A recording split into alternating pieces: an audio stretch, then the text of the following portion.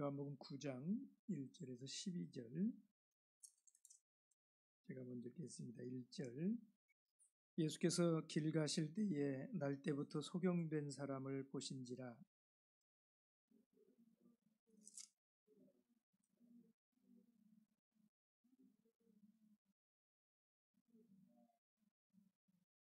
예수께서 대답하시되 이 사람이나 그 부모가 죄를 범한 것이 아니라 그에게서 하나님의 하시는 일을 나타내고자 하심이니라.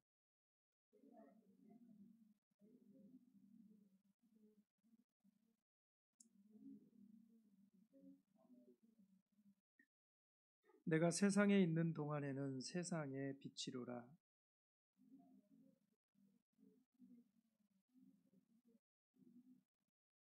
이르시되 실로암 못에 가서 씻으라 하시니 실로암은 번역하면 보냄을 받았다는 뜻이라. 이에 가서 씻고 밝은 눈으로 왔더라.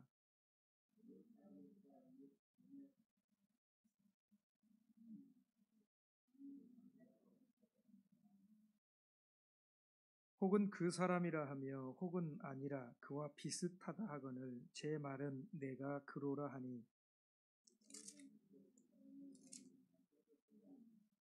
대답하되 예수라 하는 그 사람이 진흙을 이겨 내 눈에 바르고 나더러 실로암에 가서 씻으라 하기에 가서 씻었더니 보게 되었노라. 저희가 가로되 그가 어디 있느냐 가로되 알지 못하노라 하니라. 여러분, 요한복음 가운데에는 7대 예수님께서 행하신 표적이 소개되어 있지요. 오늘 이 요한복음 9장 가운데에는 7대 표적 가운데에서 이제 6번째 표적이 소개되어 있습니다. 이 제목을 어떻게 불러야 될지 모르겠어요. 실로암의 소경 치유 사건, 하여튼 소경의 눈을 뜨게 한 이것이 우리 예수님의 행하신 7대 표적 중에 6번째 표적으로 요한복음에서 소개되어지고 있습니다. 이 6번째 표적은 시간적으로는 초막절이 조금 지난 이때입니다. 우리가 요한복음 7장, 8장 가운데에 초막절에 예수님이 행하셨던 그 사건들을 함께 나눠봤지요. 초막절이라고 그러면 특히 요한복음 7장, 8장의 초막절은 AD 29년 9월, 10월 이때가 초막절입니다. 그리고 예수님은 AD 30년 6월절에 그러니까 3월, 4월 이쯤에 이제 십자가를 지시지 않습니까? 그러니까 요한복음 7장, 8장의 초막절에서부터 예수님이 십자가를 지시기까지 이제 한 6개월 정도 이렇게 남아 있는 것입니다. 그리고 그 6개월의 가운데에 요한복음 10장 22절에 나와 있는 수장절, 수전절이 나오지 않습니까? 성전을 깨끗하게 한 것을 기념해서 수전절을 지키는데 이 수전절은 11월, 12월입니다. 왜 자꾸 이게 겹치느냐면 유대의 유대력하고 양력이 약간 좀 이렇게 유대력 1월달 니산월은 양력으로 3, 4월에 이렇게 걸쳐 있기 때문에 계속 이렇게 3, 4월, 9, 10월 이렇게 겹쳐서 지금 말씀을 드리는 겁니다. 이 수전절도 마찬가지예요. 11월, 12월에 걸쳐서 있는 거지요, 양력으로. 그래서 그 6개월의 중간이 요한복음 10장 22절부터란 말이에요. 그리고 특별히 이 마지막 예수님의 이 6개월을 이름을 붙여본다면 후기 유대 사역 이렇게 붙이거든요. 그러니까 그 마지막 6개월의 후기 유대 사역. 그러니까 유대에서 예수님이 사역하신 것을 두 기로 나눈다는 겁니다. 전기, 후기. 그런데 이 후기 유대 사역은 초막절, AD 29년 초막절부터 이제 예수님 십자가 지시기까지 6월절까지 6개월 기간을 후기 유대 사역이라고 부르는데 10장 22절이 11월, 12월이니까 중간입니다. 그러니까 여기 9장, 10장 이 내용은 후기 유대 사역 중에서도 초기에 있었던 그 사역이신 거죠. 이것이 이제 초막절 조금 지난 후에 있었던 일입니다. 이때 우리 예수님께서 어떤 일을 행하셨습니까? 여러분 요한복음에 소개되어 있는 7대 표적의 목적이 무엇입니까? 그 7대 표적을 가지고 하시려고 하는 게 뭡니까? 예수님의 신성을 입증하려고 이 7가지 표적을 가려 뽑아서 요한복음에서 특별히 이렇게 소개한다. 계속해서 말씀을 드렸지요. 여러분 이 소경의 눈을 뜨게 된 이 사건이 그래서 예수님의 신성을 입증하는 예수께서 하나님이시다라고 하는 것을 입증하는데 아주 중요한 이런 표적이다 이런 말씀인 거지요. 여러분 소경이 눈을 뜬다라고 하는 것은 그냥 소경이 눈을 떴다 하는 게 아닙니다.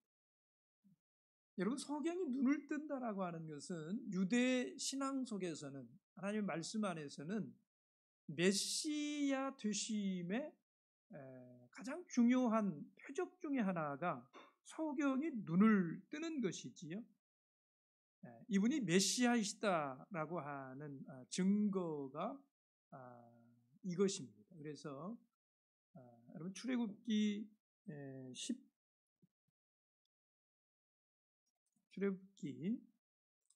4장의 말씀을 보시겠습니다. 출애굽기 4장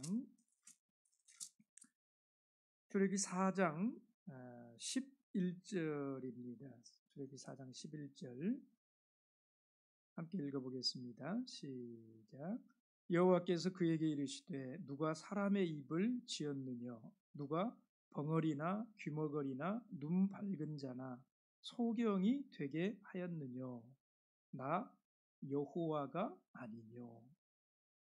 여러분 하나님께서 이렇게 말씀했어요. 누가 사람의 입을 지었느냐 누가 벙어리나 귀머거리나 눈 밝은 자나 소경이 되게 했느냐 누가 그랬다고요? 네, 하나님께서 그러셨다는 거예요. 그러니까 소경이 되고 또 귀머거리가 되고 이렇게 소경으로 태어나게 하고 또 소경의 눈을 뜨게 하고 이런 일들은 누구만 할 수 있는 일이에요? 이건 하나님만 할 수 있는 일이다. 이런 거예요. 소경으로 태어나게 하고 뭐 이런 거 하나님께서만 할 수 있는 일인데 이제 장차 메시아로 오실 그분이 이 소경의 눈을 뜨게 할 것이다.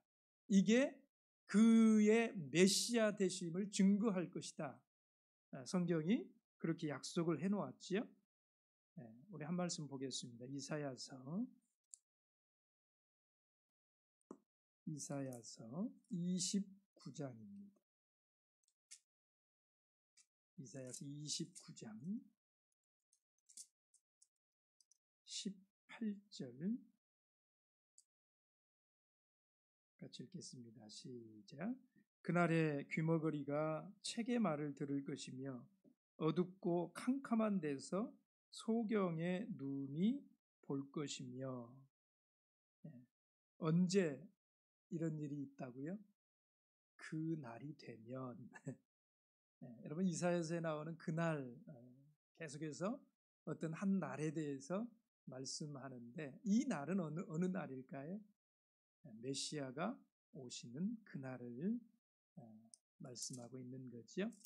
좀 넘겨서 이사야 35장을 보십시오. 이사야 35장 5절 말씀입니다. 4절 5절을 보겠습니다. 4절 5절 읽습니다. 시작. 겁내는 자에게 이르기를 너는 굳세게 하라. 두려워 말라. 보라 너희 하나님이 오사 보수하시며 보복하여 주실 것이라. 그가 오사 너희를 구하시리라 하라. 5절. 그때에 어떤 일이 있습니까? 소경의 눈이 밝을 것이며 귀머거리의 귀가 열릴 것이며. 그래서 이 이스라엘 백성에게 있어서 소경의 눈이 열리게 된다라고 하는, 소경이 눈을 뜬다라고 하는 것은 이건 메시아가 오셨다라고 하는 이런 놀라운 표적이 되는 것이지요. 그래서 오늘 이 요한은 예수님의 6번째 표적으로 이 소경이 눈을 뜨는 이것을 지금 소개하고 있는 것입니다. 여러분, 이 본문에는 굉장히 중요한 질문이 있고 그리고 중요한 대답이 있습니다. 태어나면서부터 맹인이 된 이 사람을 놓고요, 제자들은 그가 이런 장애를 갖게 된 이유가 누구의 죄 때문입니까? 하는 것을 예수님께 물었습니다. 요한복음 9장 2절이지요. 다시 한번 보십시오. 9장 2절에 제자들이 물어가로되 랍비여 이 사람이 소경으로 난 것이 네 죄로 인함이오니까 자기 죄입니까? 아니면 그 부모 때문입니까? 여러분, 이 질문에 대해서 예수님은 이렇게 답변했습니다. 하나님의 하시는 일을 나타내고자 하십니다 라고 답변을 하십니다. 여러분, 제자들은 이게 누구의 죄 때문이냐 이렇게 물었는데 우리 예수님께서는 이게 누구의 죄 때문이 아니고 하나님의 하시고자 하는 일을 하시려고 이 사람이 이렇게 소경으로 난 것이다. 지금 이런 말씀을 하신 거예요. 여러분, 만약에 이 제자들의 신앙이 좀 더 깊었더라면요, 이렇게 묻지 않았을 겁니다. 이 사람이 이런 장애를 가지고 태어난 것이 하나님께는 어떤 뜻이 있습니까? 차라리 좀 왜 하나님께서 이 사람을 이렇게 태어나게 하신 건가요? 이렇게 물었다면 좀 더 낫지 않았을까 생각을 합니다. 그런데 오늘 제자들은 그렇게 묻지를 못해요. 여러분, 오늘 우리들의 질문에는 어떤 것들이 여러분 있습니까? 주로 고통이나 고난에 대한 이런 질문을 많이 하게 되지 않습니까? 세상엔 왜 질병이 있으며 왜 늙어야 하는 것이며 왜 죽어야 하는지, 또 산다는 건 무엇인지, 죽음이 무엇인지를 묻지 않을 수가 없는 것입니다. 특히 내가 고난 중에 있을 때 이런 질문을 참 많이 하게 됩니다. 여러분, 편안하고 배가 부르면 사람들은 깊은 이런 고민을 하지 않습니다. 그냥 몽롱해져 가지고 잠잘 생각밖에는 없지 인생에 대해서 깊이 고찰한다거나 이러지를 않아요. 그런데 사람이 고독해지면 또 억울한 일을 당하게 된다거나 아니면 힘든 일들을 당하게 된다거나 어떤 큰 실패를 마주하게 되면 사람의 생각이 자연 깊어지게 되는 것입니다. 그래서 이 사람이 어떤 계기가 있어야 깊은 생각을 하게 되는데요. 그런 면에 있어서는 이 고통이라고 하는 것이 그렇게 나쁜 것만은 아닙니다. 여러분, 이 고통은, 이 고난은 사람으로 하여금 이 깊은 생각을 하게 만드는 이런 측면이 있지 않습니까? 오늘 이 제자들의 이 질문도요, 시각장애라고 하는 고통에 대한 질문이에요. 왜 맹인으로 태어났느냐? 근데 이 질문을 하는 배후에 이 제자들은 사실 어느 정도 해답을 가지고 물은 듯하지요. 누구의 죄 때문이냐라는 것입니다. 여러분, 그런데 이 누구의 죄 때문이냐라고 하는 이 질문은 좀 문제가 있는 질문이에요. 어떤 문제가 있습니까? 여러분, 죄 때문이라고 하는 사실은 이미 전제해 놓은 거예요. 그죠? 이건 그러니까 이거는 뭐 다른 이유 때문에 이 사람이 맹인이 된 게 아니라는 거예요. 이건 죄로 인한 것이다. 이건 딱 전제를 해놓고, 그런데 그게 누구의 죄냐라는 거예요. 본인의 죄냐 아니면 아비의 죄냐 하는 거지요. 뭐가 잘못된 것입니까? 제자들의 그 믿음 속에는 이 죄라고 하는 것이 상속되는 것처럼 지금 이런 생각을 딱 가지고 있다라고 하는 거죠. 여러분, 이 제자들의 이런 생각은 사실은 하나님의 말씀에서 온 것이 아닙니다. 하나님의 말씀을 오해한 데서 온 것이지요. 어떤 말씀을 오해했을까요? 여러분, 구약에 보면 출애굽기에 가장 먼저 나오는데요. 출애굽기 20장 5절의 말씀을 보면 이런 말씀이 있습니다. 20장 5절. 그것들에게 절하지 말며 그것들을 섬기지 말라. 나 여호와 너의 하나님은 질투하는 하나님인즉 나를 미워하는 자의 죄를 갚되 아비로부터 아들에게로 4대까지 이르게 하거니와. 여러분, 이런 말씀 많이 구약에 있지 않습니까? 그 죄가 그 자손들에게 4대까지 이렇게 가게 한다. 여러분, 이 말씀을 오해를 해가지고 아비의 죄가 그 자녀들에게 대대손손 1000대까지 어떤 데 보면 그런 말씀도 있지 않습니까? 그 죄가 1000대까지 이르게 한다. 여러분, 죄가 만약에 그렇게 상속되는 것이라면 이건 큰일 아닙니까? 그렇죠? 이거는 하나님의 말씀을 오해한 것입니다. 어떻게 오해한 것입니까? 죄의 상속이 아니라 이 말씀들은 죄의 영향력에 대해서 말한 거예요. 그죠? 그래서 그 아비가 죄를 벗어나지 못하면 그 죄라고 하는 것이 영향력이 있어서 그 자녀들에게 영향을 끼치게 되고, 또 그 자녀들의 죄가 그 자녀들에게 영향을 끼치게 되고, 이렇게 계속해서 그 죄가 그 가문에 영향을 미치게 될 것에 대한 말씀인 것이지, 그래서 그 죄를 끊어야 된다라는 말씀인 거지, 그 죄가 상속되어져서 1000대까지 이른다, 3, 4대까지 이른다, 그걸 말씀하는 것은 아닌 것이지요.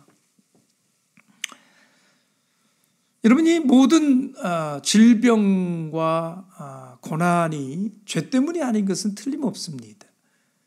욥기서에도 보면 2장에 1절에서 10절까지 말씀을 보면 그 욥에게 있는 그 갑자기 하루아침에 임했던 그 고난들, 그 질병이 여러분, 욥이 죄를 지어서 임한 것입니까? 그렇지 않잖아요. 그죠? 하나님의 뜻이 있어서 욥에게 그런 고난이, 또 어떤 질병이 임했던 것이지 욥의 잘못 때문은 아니었단 말이에요. 여러분, 이것에 대해서 하나님이 명확하게 밝혀주신 말씀이 있습니다. 에스겔 18장을 보겠습니다.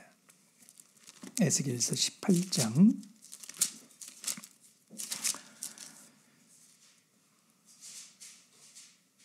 에스겔 18장 4절 같이 읽겠습니다. 시작. 모든 영혼이 다 내게 속한지라 아비의 영혼이 내게 속함같이 아들의 영혼도 내게 속하였나니 범죄하는 그 영혼이 죽으리라. 에스겔서에 자주 말씀하는 그 말씀이 이것 아닙니까?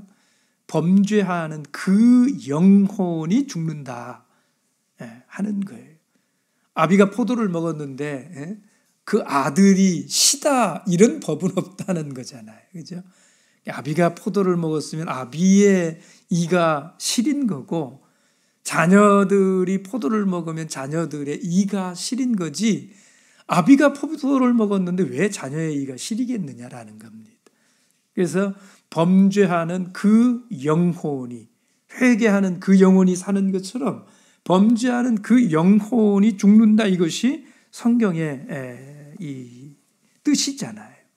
그런데 제자들이 그걸 오해했으면 그 당시에 유대인들은 어떻게 했습니까? 모든 유대인들이 그 말씀을 출애굽기의 말씀을 오해를 해가지고요. 죄의 영향력에 대한 말씀을 죄의 상속으로 이렇게 예수님 당시에 모든 유대인들이 그런 관념을 가지고 있었다라는 겁니다. 여러분 사실 부모의 죄 때문이라고 한다면 본인에게는 대단히 억울한 일이 아니겠습니까? 살아가는 도중에 장애가 되었다면 혹시 그게 본인의 죄 때문이다 이렇게 할 수 있겠습니다만은 여러분 이 사람 같은 경우에는 그렇지 않단 말이에요. 나면서부터 보지를 못했단 말이에요. 그래서 누구의 죄 때문이냐 하는 것은 이건 심각한 질문인 것입니다. 굉장히 잘못된 질문인 것이지요. 우리 예수님의 대답이 있습니다. 본인이나 부모의 죄 때문이 아니라 그에게서 뭘 나타내시려고 한다고요? 하나님의 하시는 일을 나타내고자 합니다. 라고 말씀했어요. 여러분 오늘 이 사람이 앞을 못 보게 된 것이요. 반드시 누구의 죄 때문이다. 이렇게 이런 그 차원의 문제가 아니다고 예수님께서 설명하시는 것입니다. 여러분 물론 실제적으로 죄 때문에 시력을 잃는 경우가 있을까요? 없을까요? 죄 때문에 병에 걸리는 이런 일이 있을까요? 없을까요? 그런 일이 있지요. 우리가 요한복음 5장에서 그 베데스다의 38년 된 병자 얘기 생각할 때 우리 생각해 보지 않았습니까? 여러분 나중에 38년 된 그 병자에게 예수님이 나중에 고쳐주시고 난 후에 뭐라고 하셨습니까? 다시는 죄를 범치 말아라. 이와 같은 병이 생기지 않도록 다시는 죄를 범치 말아라. 예수님 그렇게 말씀하셨잖아요. 그러니까 그 38년 된 병자와 같은 경우에는 틀림없이 그 병이 38년 동안 그가 걷지 못하게 된 것이 이 죄로 인한 것이었던 것이 틀림없잖아요. 그렇죠? 그런 병이 있어요. 그런 질병들이 있다는 겁니다. 여러분 역사적으로도 보면 몽고에 그런 예가 있었습니다. 특히 인류 역사를 문화사적으로 보면 그 사회가 도덕적으로 아주 심각하게 타락할 때에 여러분 옛날에는 약도 없었기 때문에 그 사회가 도덕적으로 심각하게 타락을 하게 되면 많은 그 성병이 이렇게 유행을 하게 된다고 그러잖아요. 그래서 이 성병이 유행을 하게 되면 어떤 문제가 있냐면 성병을 가진 사람에게서 태어난 아기들이 매독이라든지 이런 그 성병을 통해서 태어나면 아이들이 시력을 잃은 아이들이 태어날 가능성이 많다는 것이잖아요. 그래서 몽고의 그 맹인으로 태어나는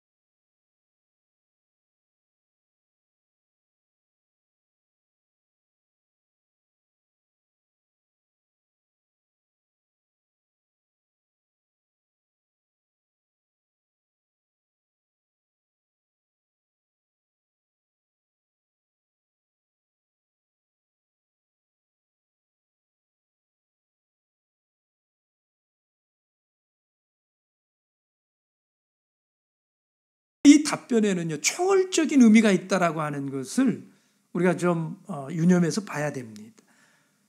여러분, 사건이 생기면 뭐 남편 때문이냐, 아내 때문이냐, 뭐 이게 아버지 때문이냐, 아니면 어머니 때문이냐 이렇게 물을 것이 아니라 그 사건 뒤에 그 깊은 곳에 하나님께서 생각하신 뜻이 있고 하나님께서 그 작정하신 하나님의 어떤 계획이 있는가 하는 것을 생각할 줄 알아야 된다라는 것입니다.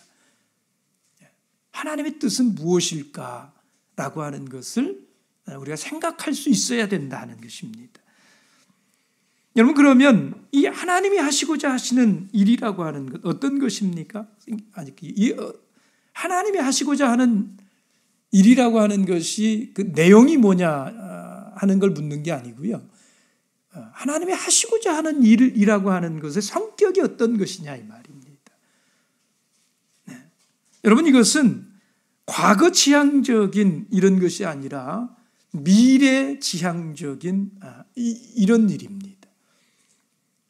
이 개념이 좀 어려울 수 있어요. 단어가 굉장히 어려울 수 있는데, 근데 여러분, 이건 굉장히 중요한 개념입니다. 하나님이 하시고자 하는 일이라고 하는 것은 과거 지향적인 이런 일이 아니라 미래 지향적인 것이다 하는 거예요. 우리는 대체적으로 원인을 어디에다가 두느냐 하면 과거에다 두려고 하지 않습니까? 만약에 누군가가 오늘 배탈이 났다, 이 저녁에 배탈이 났다 그러면 우리는 당장에 어떤 생각합니까? 점심에 뭐 드셨습니까? 그러니까 오늘 배탈이 난 이 원인이 무엇인가? 전에 잘못 먹은 것이 있기 때문에 배탈이 난 것이다. 또 오늘 내가 가난하면 어제의 삶을 게으르게 살았기 때문에 오늘 가난한 것이다. 언제든지 과거가 원인이고 현재는 그 결과인 것이잖아요. 그래서 원인을 찾다가 공색해지면 어떻게 합니까? 전생에 지은 죄가 있어서 그럴 거야. 그걸 전생으로 돌려버리고 맙니다. 여러분, 이것은 불교적인 인과율이에요. 전생이 원인이고 현세가 결과인 것이지요. 그러나 오늘 예수님의 말씀은 다릅니다. 예수님의 말씀은 오늘의 이 고통의 원인이 과거에 있는 것이 아니라 미래적인 것이다. 예. 여러분, 지금 예수님은 사람들의 생각과 관점을 의도적으로요, 과거에서 어디로 전환을 시킵니까? 미래로 전환을 시키고 있다 하는 거예요. 제자들도 그렇고 모든 유대인들도 그렇고 이 사람이 지금 소경으로 있는 이 문제에 대해서 과거에 누구의 죄냐, 과거에 주목을 하고 과거를 바라보고 있는데, 예수님께서는 그들의 그 과거를 바라보는 그것을 어디로요? 미래로 전환시키고 있다라는 거예요. 미래로. 여러분, 이건 굉장히 중요한 개념이다라는 겁니다. 이것이. 사람들은 이 사람이 이렇게 소경이 된 원인, 무엇 때문에 이 사람이 소경이 되었을까? 그 배경은 과연 누구의 죄 때문일까? 여기에 관심이 있고 그것을 찾으려고 합니다. 그 답변을 드리려고 하는 거지요. 근데 예수님께서는 그거 아니다라는 거예요. 이 일을 통해서 하나님께서 이 사람이 이렇게 태어난 것은 이 일을 통해서 무엇인가 하나님이 하시려고 하는 거예요. 이 사람의 어떤 존재의 목적으로 이 그 문제의 초점을 옮겨버리신다라는 거예요. 여러분, 이 개념을 우리가 잘 좀 구별을 하고 이렇게 좀 지금 예수님이 하시려고 하는 일이 뭔가를 보는 것이 굉장히 중요하다고 생각합니다. 예를 들면 여러분 고등학생이 밤을 새면서 일하고 열심히 어떤 살아가는 이런 학생이 있다고 생각을 해보십시오. 여러분 고등학생이면 공부를 해야 되는데 그냥 공부에 전념하지를 못하고요. 낮에 일을 해야 돼. 그리고 또 공부도 해야 돼. 여러분 이것을 전생에 무슨 죄가 있어서 고생한다. 이 아이가 이렇게 고생한다. 이렇게 바라볼 거냐. 아니면 이 아이가 지금 이렇게 열심히 살고 이렇게 고생을 하는 이유가 전생 때문이 아니라 그의 찬란한 미래를 위한 것이다. 여러분 지금 고생을 하는 이 모습은 똑같아요. 그런데 그것을 어떻게 바라볼 것이냐. 이 아이가 고생하는 이것이 이 전생 때문에 고생하는 거예요? 아니면 이 아이의 고생하는 것이 미래를 위해서 지금 얘가 고생하고 땀을 흘리는 것이냐 이 말이에요. 지금 공부하는 사람의 고난이 미래를 위해서 하는 고생이지 과거 때문이 아니라는 것입니다. 이 차이는 굉장히 크다라는 거예요. 우리에게 이런 시각이 필요하다라는 것입니다. 여러분 여기 어떤 사람이 감옥에 갇혀 있어요. 감옥에 간 것은 그가 그냥 감옥에 가지 않습니다. 그죠? 과거에 지은 죄가 있기 때문에 감옥에 가는 거지요.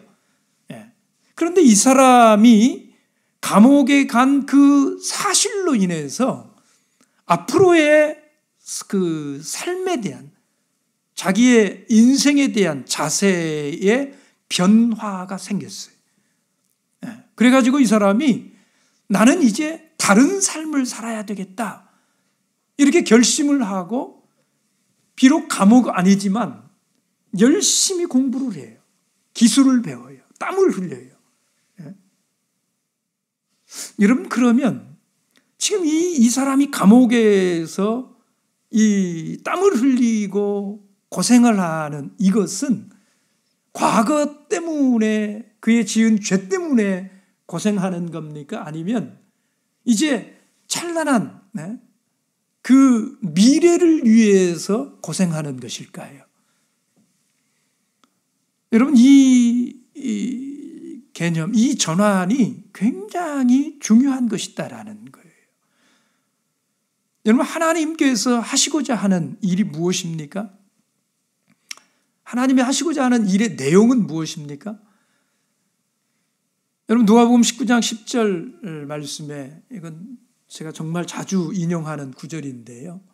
인자에 온 것은 예수님이 이 땅에 오신 목적이 뭐예요?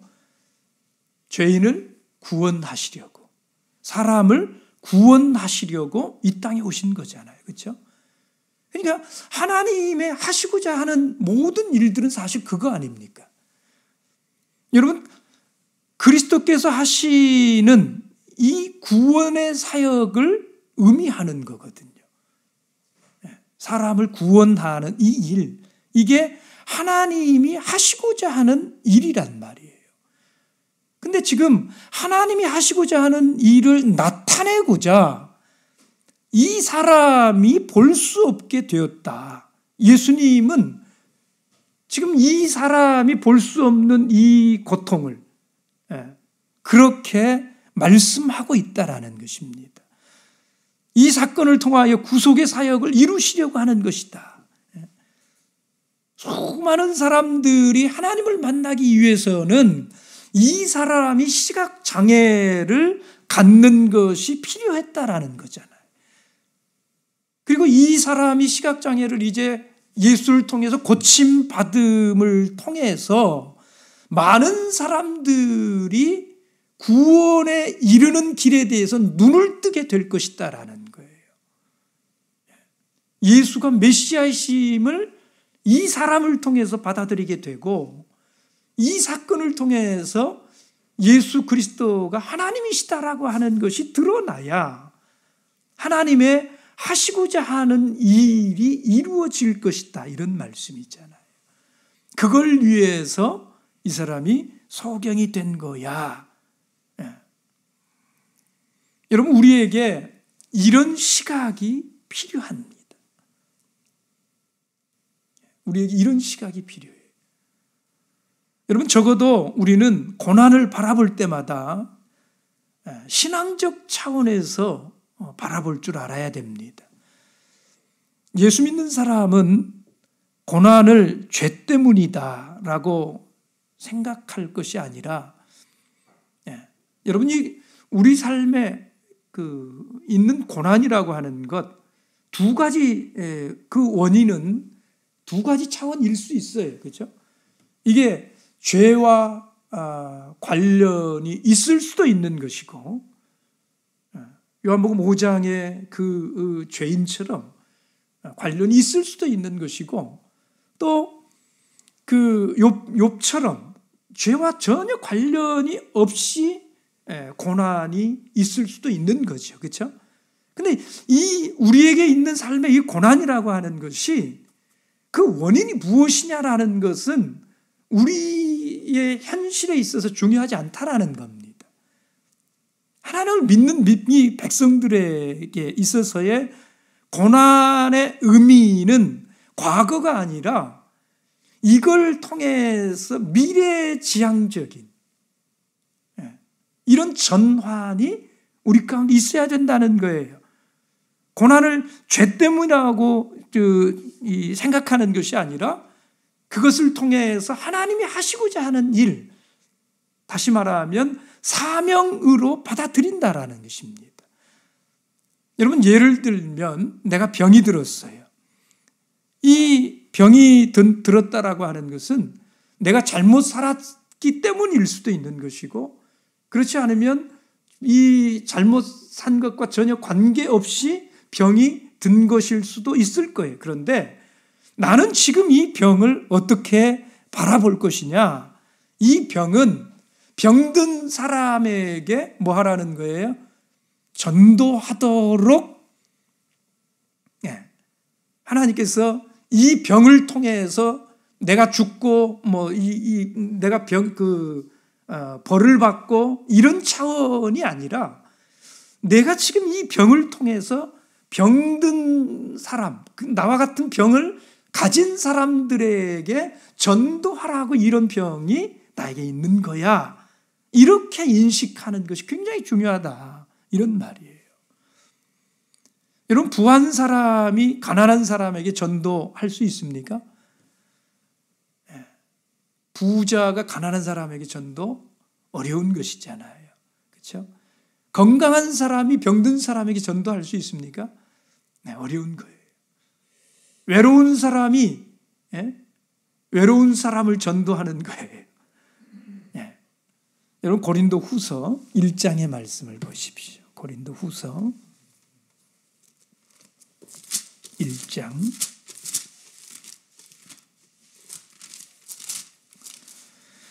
3절에서 6절까지 말씀을 보겠습니다. 고린도후서 1장 3절에서 6절 같이 읽어보겠습니다. 시작.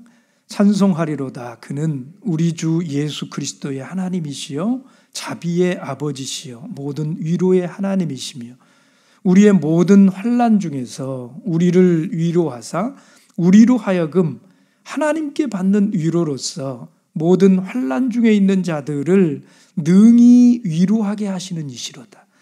그리스도의 고난이 우리에게 넘친 것 같이 우리의 위로도 그리스도로 말미암아 넘치는도다. 우리가 환난 받는 것도 너희의 위로와 구원을 위함이요 혹 위로받는 것도 너희의 위로를 위함이니 이 위로가 너희 속에 역사하여 우리가 받는 것 같은 고난을 너희도 견디게 하느니라. 여러분, 우리가 이렇게 살아야 된다, 이런 말이에요. 내가 환난을 받는 것은 지금 바울이 내가 환난을 받았던 것. 근데 바울이 지금 전하는 것은 뭐냐면 내가 환난을 받을 때 환난만 받은 게 아니다라는 거예요. 그 환난 가운데에서 하나님의 큰 위로를 받았지 않느냐 이런 말이잖아요. 근데 그렇게 내가 환난 가운데서 하나님의 큰 위로를 받게 된 이유가 뭔 줄 아느냐? 무엇을 위해서 하나님이 너에게 그런 위로를 주신 줄 아느냐? 무엇을 위해서 하나님이 내가 환난 가운데 있을 때 이런 위로를 주셨다고요? 무엇을 위해서요? 우리가 환난 받는 것도 너희의 위로와 뭐라고요? 구원을 위함이니 그랬잖아요. 그렇죠? 예. 바울이 지금 자기의 환난을 미래적인 것으로 전환을 시켰어요. 무엇 때문에 내가 환난을 받을까? 여기에 초점이 가 있는 게 아니라 내가 이런 환난을 당하는 것은 나와 같이 환난 중에 있는 사람들에게 내가 이 환난을 이기고 이 환난이라고 하는 것이 너에게 꼭 나쁜 것만은 아니다라고 하는 것을 이렇게 내가 이 환난 가운데에서 위로를 받고 나오지 않았느냐. 환난 중에 있는 사람들을 가서 위로하고 그걸 인해서 그들을 구원에 이르게 하도록 하기 위해서 하나님이 내가 환난에 있을 때 나를 위로했다. 지금 그렇게 바울이 환난을 바라보고 있다 하는 거잖아요. 그렇죠? 여러분 우리가 고난을 이런 시각을 가지고 볼 수 있어야 된다라는 겁니다. 우리가 당하는 모든 처지 이대로가 어떤 하나님의 문화적인 위임장이다라고 하는 걸 아셔야 돼요. 내가 많이 배우지 못한 사람이라면 내가 많이 배우지 못한 그 환경이 배우지 못한 사람들을 전도하라고 하는 위임장과 같이 그렇게 인식할 수 있어야 된다 이런 말입니다. 내가 지성인이라면 지성인에게 전도하라는 위임장을 하나님이 나에게 허락해 주신 것이다 이 말이에요.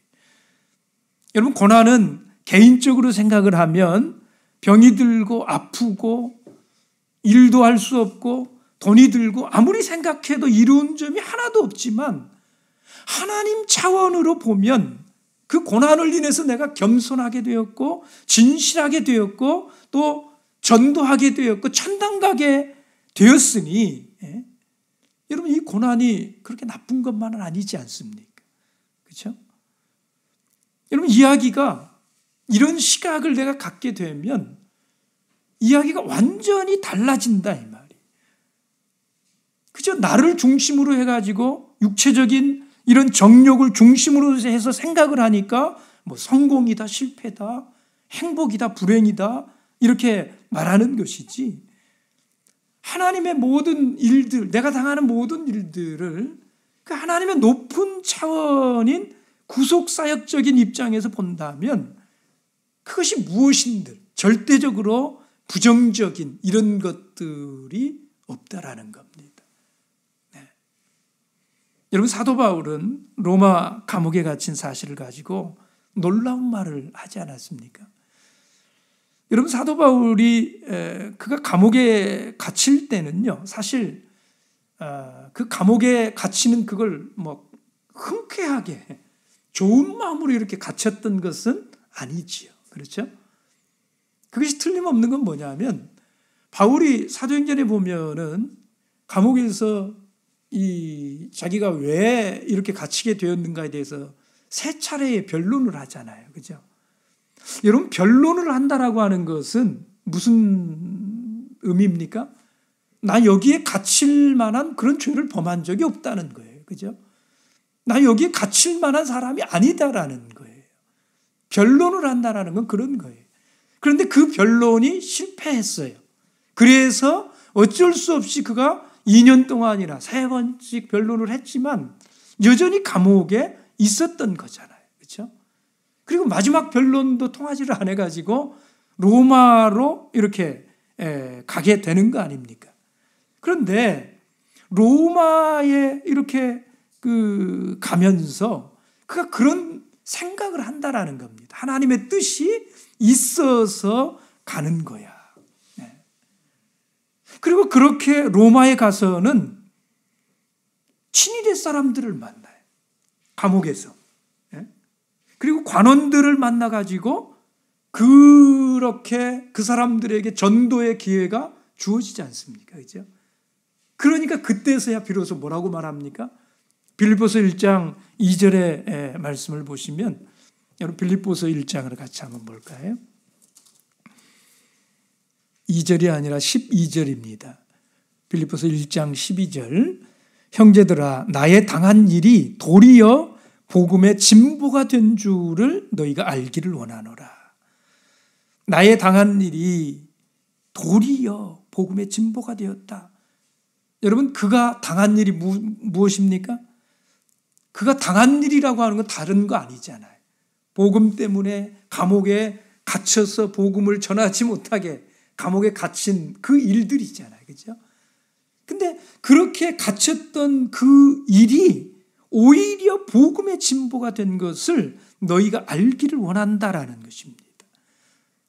위대한 사도 바울이기에 여러분 이런 말을 할 수 있는 것이 아닙니다. 바울이니까 그런 말을 할 수 있는 거지 그런 게 아니에요. 우리도 여러분 이와 같은 편지를 쓸 수 있다라는 것입니다. 사도 바울만 그렇게 멋진 말을 할 수 있는 게 아니라 우리들도 이와 같이 멋진 인생을 살 수 있다라는 거예요. 내가 아픈 것이 복음의 진보가 된 것을 너희가 알기를 원하노라. 내가 오늘 사업에 실패한 것이 오히려 복음의 진보가 된 것을 너희가 알기를 원하노라.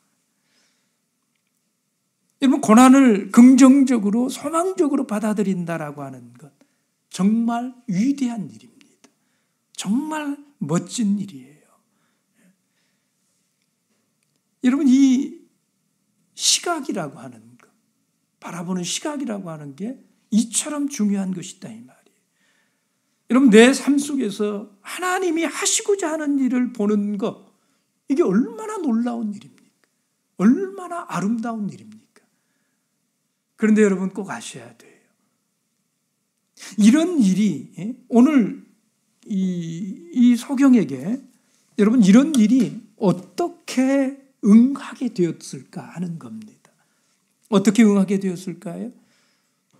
어떻게 이 사람의 삶 속에서 이렇게 멋진 하나님의 하시고자 하는 일이 나타나는, 하나님의 하시려고 하는 그 사역을 감당하는 이런 멋진 일을 하는 이런 일이 어떻게 이 사람의 인생에, 소경으로 태어난 이 사람의 인생에 나타나게 된 것일까요? 어떻게 나타났습니까? 여러분, 여기에 한 가지 조건이 있다라고 하는 걸 아셔야 돼요. 여러분, 이 조건이 이 사람에게 이루어졌기 때문에 이 사람의 삶을 통해서 하나님의 하시고자 하는 일이 드러나는 이런 삶을 살게 되었다라는 거예요. 그 한 가지 조건이 무엇입니까? 여러분, 예수님이요 침을 뱉었어요. 그래가지고 진흙을 이겼어요. 그래가지고 그것을 눈에다가 발라줬어요. 그리고 가서 씻으라는 거예요. 실로암에 가서 씻으면 나을 거라는 거예요. 여러분, 아무리 장애를 가지고 있는 사람이라고 한다지만 예수님의 이 방법은 좀 어떻습니까? 좀 심하지 않습니까?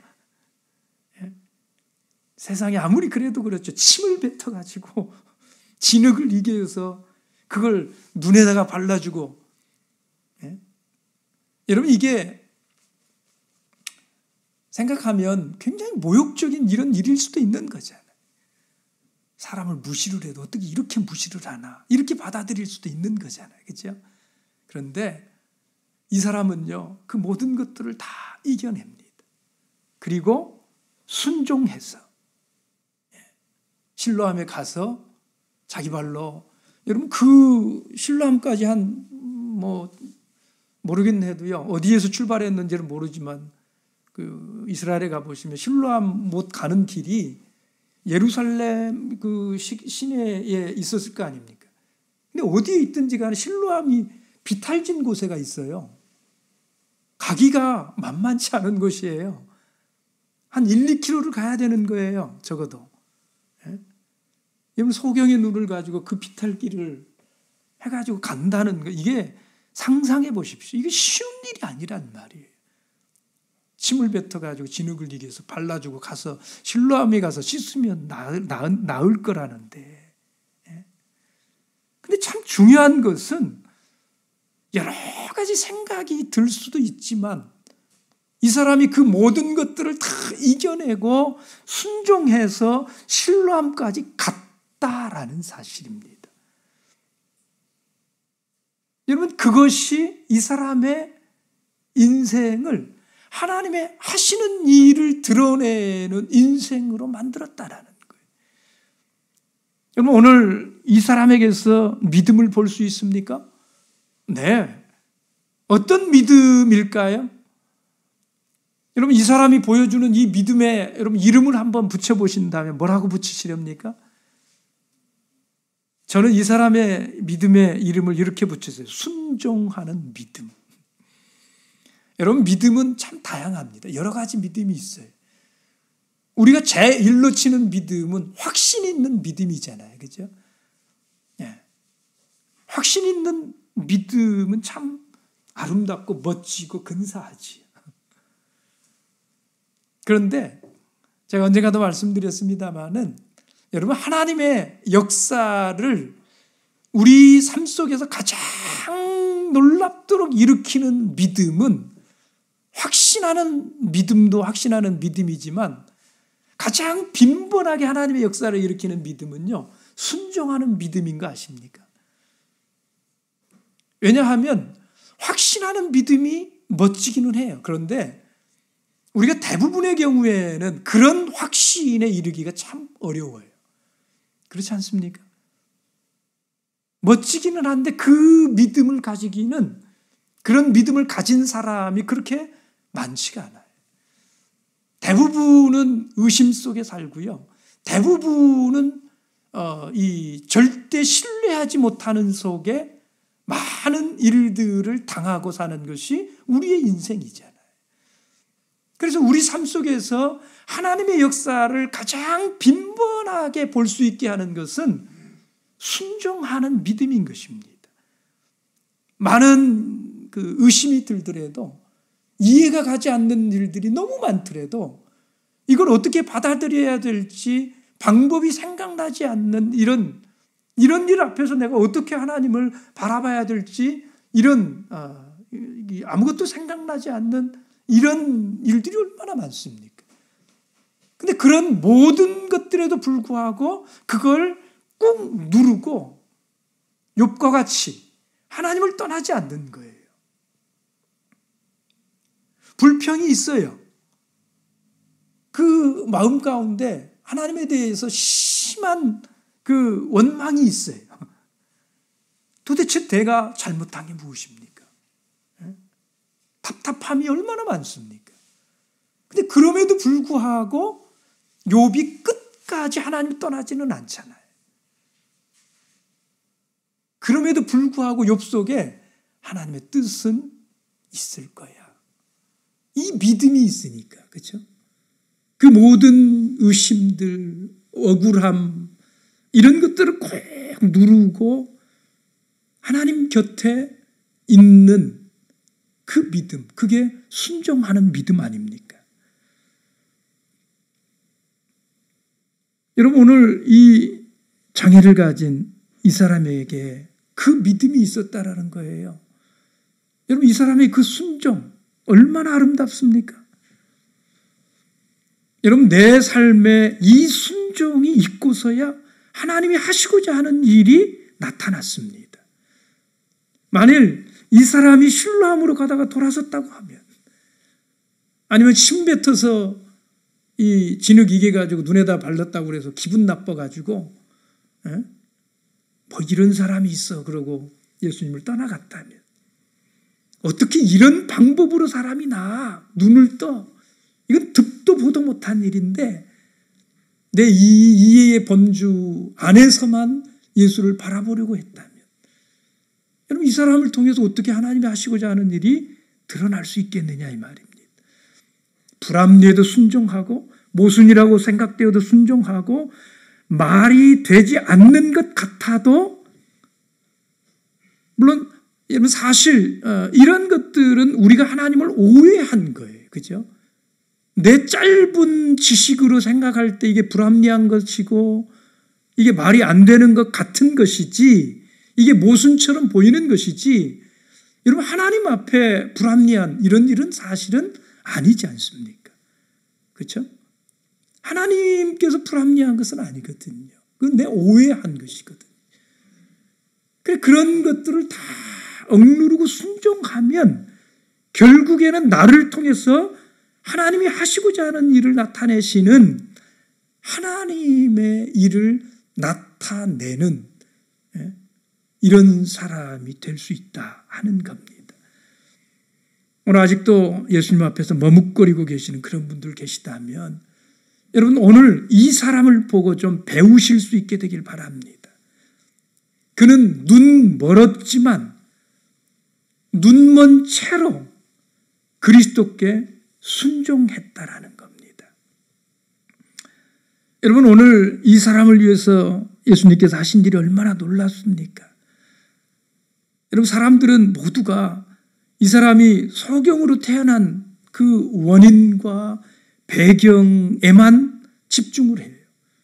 호기심 가득 찬 눈으로 도대체 이 사람이 누구의 죄 때문에 이런 일을 당한 것입니까?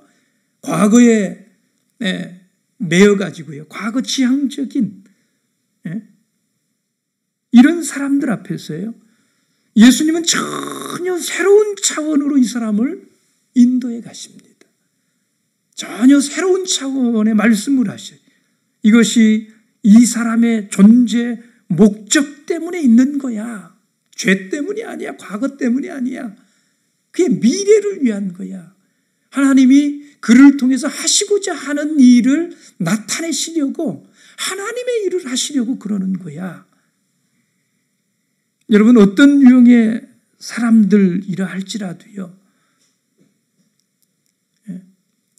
그가 예수님 앞에 나오게 되면 이렇게 될 수 있다 이 말이에요. 과거가 아니라 미래지향적인 삶으로 전환을 시켜주시는, 그리고 이런 일은 오직 예수 그리스도가 매개가 되실 때만 일어나는 일이다라는 것입니다. 오늘 여러분도 그분에게 여러분 복종하여 사시지 않겠습니까? 우리도 이런 복 받아야 되지 않겠습니까? 주님께서 우리에게 그 귀한 믿음을 허락해 주시길 원합니다. 그래서 정말 과거에 매이지 마시고요.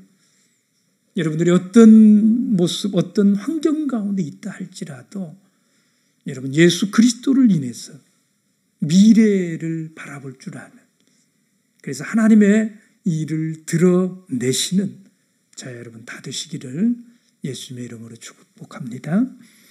묵도하겠습니다. 아멘. 우리 같이 기도하겠습니다.